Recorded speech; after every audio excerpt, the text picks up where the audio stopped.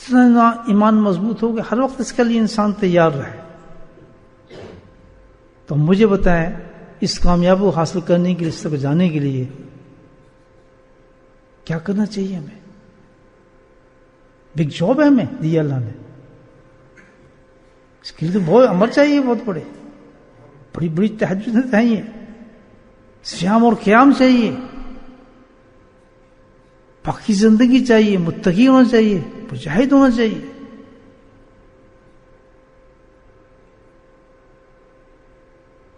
یہ سب کچھ ہونا چاہیے انسان کو. مجاہد کس کو کہتے ہیں؟ اللہ کے راستے میں کوشش کرنا کہ ہم جنت میں پہنچ جائیں، اس کا نام مجاہد ہے.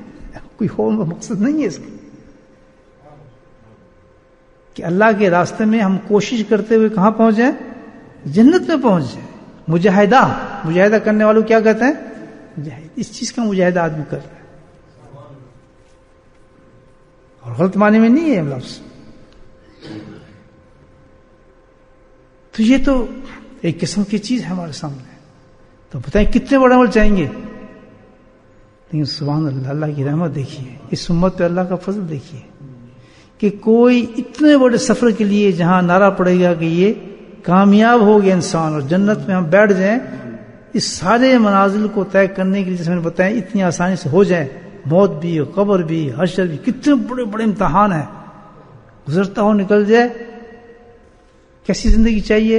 اللہ تعالیٰ کہتا ہے کتنا آسان کیا ہے، کتنا آسان کیا ہے. آپ اس موت پہ آپ دیکھیں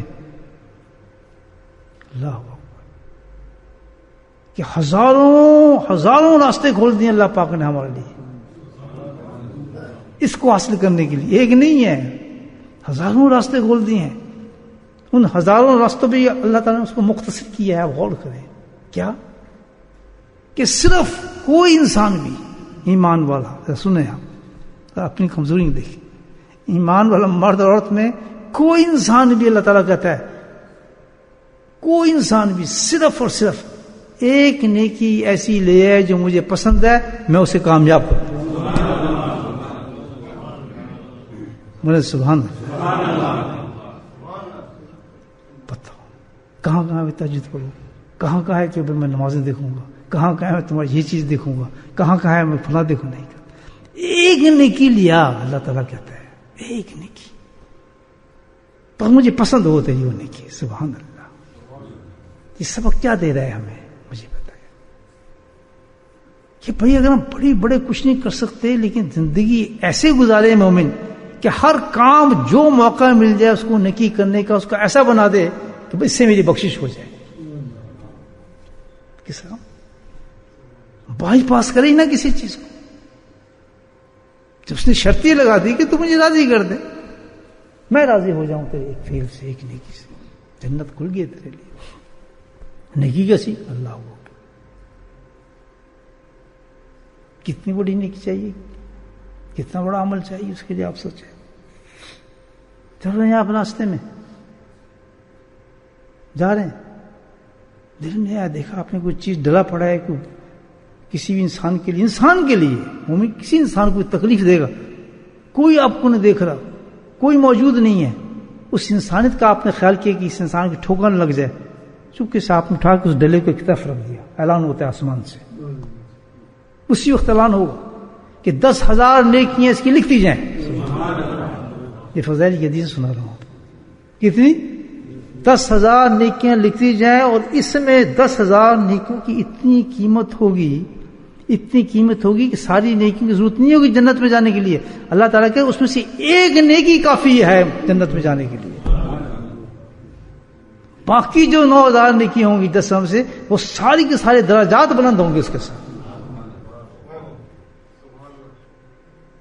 کیا فیل کیا؟ صرف کچھ بھی نہیں کیا اس نے، بس انہوں نے پتھر لگایا.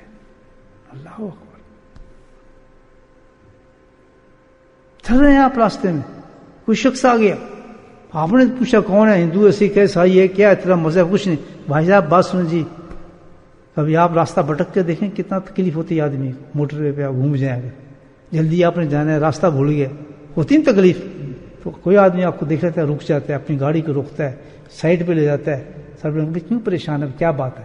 کوئی آپ کو جاننے والا نہیں, آپ کا مذہب سے تعلق نہیں, کسی انسان ہے, آدم کی اولاد ہے. کہتے ہیں کیا بات ہے؟ ہم بہت سخت پریشان ہوں, مجھے راستہ نہیں مل رہا. وہ رک جاتا ہے, اپنی کوشش کو پیچھے کر لیتا ہے, کہتا ہے میں آپ کو راستہ بتاتا ہوں, میں آپ کو بتاتا ہوں, آئے میں آپ کے ساتھ چلتا ہوں, میں آپ کو راستہ دکھا دیتا ہوں. اوپر سے اعلان ہوتا ہے اس کے 10,000 گناہوں کو ختم کر دیا جائے.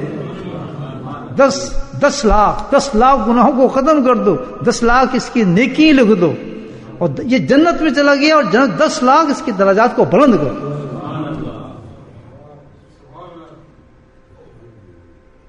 مشکل ہے جنت, یہ جو ہمیں پروگرام اللہ دیے مشکل نظر آتا ہے. یہ نیکیاں کرنا چاہتے ہیں, ہم چاہتے ہیں نا, ہاں تو یہ اس کا ایک طریقہ ہے, اس کا ایک راستہ ہے یہ نیکی کرنے کا. نماز پڑھنا چاہتے ہیں نا, اس سے ایک راستہ ہے, مسجد جانا پڑے گا. روزے رکھنا چاہتے ہیں تو آپ کو کام کرنا پڑے گا جو اللہ تعالیٰ نے روزے کو بتایا ہے. حج کرنا چاہتے ہیں تو حج کا بتانا پڑے گا. یہ جو دروازے ہیں, ہزاروں کروڑوں جو راستے نیکی کو کھولے ہیں آپ نے, اس کو کرنے کے لیے اللہ نے ایک راستہ بتایا ہے. اس راستوں کو پکڑنا پڑے گا, اس راستے کو اختیار کرنا پڑے گا. جب انسان اس راستے پہ چل پڑتا ہے الحمدللہ, تو ساری اس کی نیکیاں یہی چلتی ہیں پھر اس کی زندگی. یہ ہے بات, ایک سوچنی بس. وہ کیا ہے؟ اللہ. یہ کسی وجود سے, کسی ڈائریکشن سے, یعنی خانہ کعبہ کے سامنے کھڑا ہونا نہیں پڑتا, اس کو منہ مستف کرنا نہیں پڑتا, وضو اس کے لیے نہیں کرنا پڑتا. اس کے لیے ایک چیز ہے کہ اپنے دل کو صاف کرنا پڑتا ہے. بس دل کو صاف کرنا پڑتا ہے, قلب سلیم بنانا پڑتا ہے. جس کا دل صاف ہو گیا الحمدللہ, تو پھر اس سے یہی نیکی, یہی عبادات سرزد ہوتی ہیں, یہی عبادات اس کی چلتی ہیں الحمدللہ. تو جس ان نیکیوں کو اللہ تعالیٰ قبول فرماتا ہے اس دل کی وجہ سے, تو مجھے بتائیں اس کی تہجد کا کیا مقام ہوگا, اس کی تلاوت کا کیا مقام ہوگا, اس کے روزوں کا کیا مقام ہوگا. اور اگر دل بگڑا ہوا ہے تو یہ نیکی ملنے کا تو سوال ہی نہیں پیدا تھا, بلکہ جن بڑی بڑی عبادتوں کی طرف وہ لگا ہوا ہے وہ بھی مائنس ہو جائیں گی. دل بننے کے بعد الحمدللہ ان کے مقامات بڑھ جاتے ہیں ان عبادات کے, اور یہ چھوٹی چھوٹی نیکیاں ہر وقت ہوتی رہتی ہیں, اس سے ہر وقت مشغول. اس کا قلب جو ہوتا ہے رحم میں ڈوب چکا ہوتا ہے, مخلوق کے اندر جا چکا ہوتا ہے. اس کسی کی حق تلفی نہیں کر سکتا, کسی سے غصہ نہیں کر سکتا, کسی سے لڑائی نہیں کر سکتا, کسی کی غیبت نہیں کر سکتا, کسی کی چغلی نہیں کر سکتا. سارا کا سارا منحصر کس پہ ہوتا ہے؟ دل بن جائے انسان کا. بس دل پہ محنت چاہیے دوستو. ان عبادت کو قبول کرنے کے لیے, ان نیکیوں کو حاصل کرنے کے لیے, واللہ جو اللہ والے ان کی جو دل, ان کو جو مقامات دنیا میں نظر آتے ہیں لوگوں کو, مجھے بتائیں اس کی وجہ کیا ہے؟ کہ ان کے پاس ان نیکیوں کا ڈھیر ہوتا ہے. دل بنانے کے لیے سب سے پہلے تو نیت چاہیے کہ میں کیا کرنے جا رہا ہوں, میرا مقصد کیا ہے. نماز تو میں پڑھتا ہوں, قرآن بھی میں پڑھتا ہوں, تلاوت بھی میں کرتا ہوں, سجدے میں کرتا ہوں, عمرے بھی میں کرتا ہوں. اس دل کو کیسے صاف کروں جس میں میرے رحم نہیں آ رہا, جس میں یہ کیفیت نہیں پیدا ہو رہی. میرا بھائی اتنے دنوں سے بھوکا ہے, مجھ سے پوچھ نہیں رہا, میں دیکھ نہیں رہا اس کی طرف کہ بھائی اس کے کیا حالات ہیں, اس کی زندگی کیا ہے. اس سے بو آتی ہے, اس کو سمجھ نہیں آتی. اور ایسا بھی ہے کہ خود ایسا ہوتا ہے انسان کہ خود اس حالات سے اللہ گزارتا ہے, جب اس کو اچھی حالت ملتی ہے تو وہ بھول جاتا ہے, پھر اس کا سلوک مختلف ہوتا ہے لوگوں کے ساتھ, وہ اپنے حالات بالکل.